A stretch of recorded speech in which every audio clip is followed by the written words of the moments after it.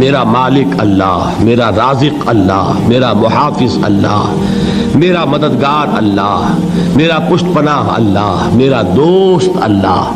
یہ دوستی ہے اللہ کی جو لب لباب ہے، حاصل ہے ایمان کا. اسی کا نام ولایت ہے. اولیاء اللہ کے سروں پر سینگ نہیں ہوتے.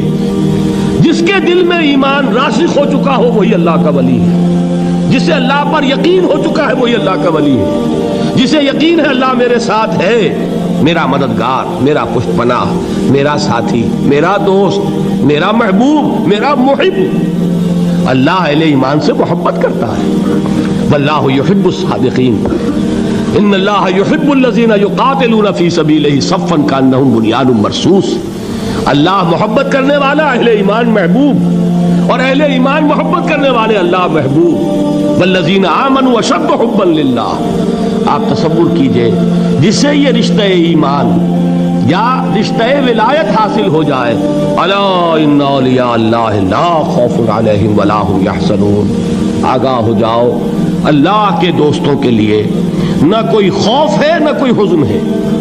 اور میں بیان کر چکا تھا، خوف اور حزن کے خاتمے ہی کا نام امن ہے. زوال خوف، زوال حزن. یہ خوف اور حزن کیوں آتے ہیں بار بار؟ اللہ تخافوا ولا تحزنوا، دونوں آ گئے. الا ان اولیاء اللہ لا خوف علیہم ولا هم یحزنون، پھر وہی دو. وہ کیوں ہے؟ خوف ہوتا ہے کسی مستقبل کی بات کا، یہ نہ ہو جائے، وہ نہ ہو جائے، یہ نقصان نہ پہنچ جائے، یہ تکلیف نہ ہو، یہ غضب نہ آ جائے. خوف ہے مستقبل سے. حزن ہے یہ کیوں ہوا، یہ نہیں ہونا چاہیے تھا، یہ میرا فلاں چیز میرے ہاتھ سے جاتی رہی ہے، فلاں موقع نکل گیا، اب بیٹھے ہوئے ہیں اندر ہی اندر کوڑ رہے ہیں، صدمہ ہے اور رنج ہے. اور جو اللہ پر ایمان رکھتا ہے وہ جانتا ہے ما اصاب من مصیبت فی الارض ولا فی انفسکم الا فی کتاب من قبل ان نبرأها ان ذلک علی اللہ یسیر لکی لا تعصوا علی ما فاتکم ولا تفرحوا بما آتاکم واللہ لا یحب کل مختال فخور. اس زمین میں یا تمہاری جانوں میں کوئی تکلیف، کوئی مصیبت نہیں آ سکتی سوائے اس کے کہ جو اللہ نے لکھ دی ہو، اس سے پہلے کہ وہ ظاہر ہو. جس کو یہ حقیقت معلوم ہو گئی اس کو یہ طرز عمل اختیار کرنا چاہیے. جو چیز چھن جائے، جاتی رہے، چھوٹ جائے، اس پر افسوس نہ کرو. کس نے چھینی؟ دوست نے. دوست کے فیصلے پر شکایت. دوستی کو بٹا لگا رہے ہو، سرے تسلیم خم ہے جو مزاج یار میں آئے. اگر دوستی ہے تو پھر تو تمہیں گردن جھکانی چاہیے کہ ہر چہ ساقی ماریخت عین الطافست، جو بھی میرا ساقی میرے پیالے میں ڈال دے اس کا کرم ہے. جو اس کی طرف سے آئے اس پر کوئی رنج نہیں، کوئی صدمہ نہیں، کوئی غم نہیں، کوئی شکایت نہیں، کوئی شکوہ نہیں. اور جو ہوگا وہ اس کے اذن کے بغیر نہیں ہوگا، اور اس کا اذن ہوگا تو یقیناً میرے لیے خیر ہی خیر ہے.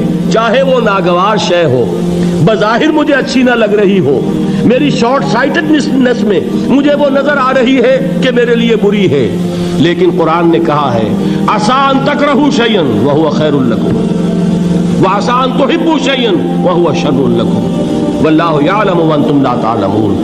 ہو سکتا ہے تم کسی چیز کو ناپسند کرو درحال کہ اسی میں تمہارا خیر ہو، اور ہو سکتا ہے تم کسی چیز کو پسند کرو درحال کہ اس میں تمہارا شر ہو.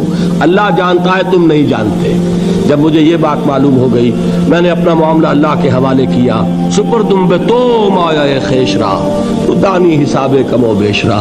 اے رب جو تو چاہتا ہے وہ ہو، تیرے علم میں جو شے میرے لیے خیر ہے وہ ہو جائے. میری کوئی پسند نہیں، میری کوئی چاہت نہیں، یہ ہے راضی برضائے رب. اکبر الہآبادی نے اسے کہا ہے رضائے حق پہ راضی رہ. یہ حرف آرزو کیسا؟ خدا خالق، خدا مالک، خدا کا حکم تو کیسا؟ جب میں آ گیا بیچ میں، میری پسند، میری مرضی، میری خواہش، میری چاہت، یہی تو شرک ہے. ما شاء اللہ کان وما لم یشاء لم یکن. جو اللہ نے چاہا وہ ہوا، جو اس نے نہیں چاہا نہیں ہوا. اختیار اس کا ہے، میرا تو نہیں. رضائے حق پہ راضی رہ، یہ حرف آرزو کیسا؟ خدا خالق، خدا مالک، خدا کا حکم تو کیسا؟ اقبال نے اسے کہا ہے فارسی میں. اب آپ کہیں اس کا ترجمہ بھی کرو تو وہ مجھے ذرا اس وقت کچھ بہت ہی بدذوقی کسی بات نظر آئے گی، جائیے پوچھئے کسی سے جسے فارسی آتی ہو. برو کشید ز پیچا کے ہست و بود مرا، چوک دہا کے مقام رضا کشود مرا. مجھے تو تمام پیچ و خم سے نکال دیا اس مقام رضا نے. میں راضی برضائے رب ہوں، جو فیصلہ اس کا میں اس پر راضی. تو کہاں کا حزن اور کس کا خوف؟ یہی زوال حزن اور زوال خوف، یہی ہے امن، یہ نتیجہ ہے ایمان کا. تو جان لیجئے یہ ہے لب لباب، یہ ہے حاصل ایمان کا. یہ ہے تو ایمان ہے، یہ نہیں ہے